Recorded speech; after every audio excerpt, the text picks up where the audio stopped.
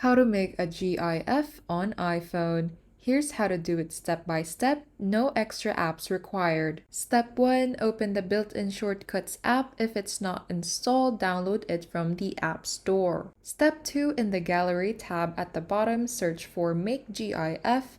Tap on the Make GIF from Burst or Make GIF from Video shortcut and hit Add Shortcut. Step 3. Go back to My Shortcuts and tap Make GIF. Choose a burst photo or a video from your gallery, and the shortcut will convert it into a GIF. Step 4. Once it's done, tap the share icon to save it to your Photos app, or send it via messages, social media, or AirDrop.